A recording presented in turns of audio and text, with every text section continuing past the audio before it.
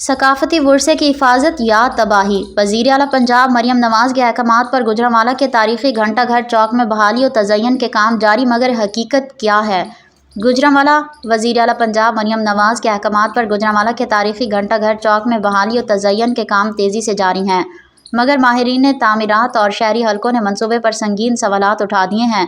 Deputy commissioner Gujranwala نوید احمد نے الصبح گھنٹہ گھر چوک کا اچانک دورہ کیا، جہاں پر ان کی ملاقات آرکیٹیکٹ انجینئر شہباز ملک سے ہوئی۔ اس موقع پر انجینئر شہباز ملک نے گھنٹہ گھر کے اصل تاریخی حالت کو محفوظ رکھنے سے متعلق تجاویز پیش کیں۔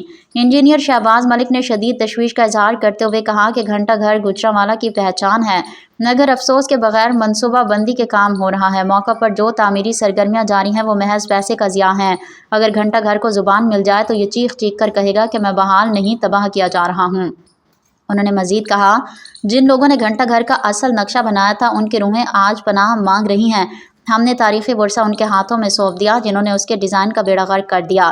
ضلعی افسران کے بیانات حقیقت سے میل نہیں کھاتے، جبکہ عوامی سطح پر شدید ردعمل سامنے آ رہا ہے۔ انجینئر شہباز ملک نے چیف سیکرٹری زاہد اختر زمان، سیکرٹری آثار قدیمہ اور صوبائی محتسب سے مطالبہ کیا ہے کہ گھنٹہ گھر منصوبے کا فوری نوٹس لیا جائے اور ماہرین آثار قدیمہ پر مشتمل کمیٹی تشکیل دی جائے تاکہ یہ تاریخی ورثہ مزید نقصان سے بچایا جا سکے۔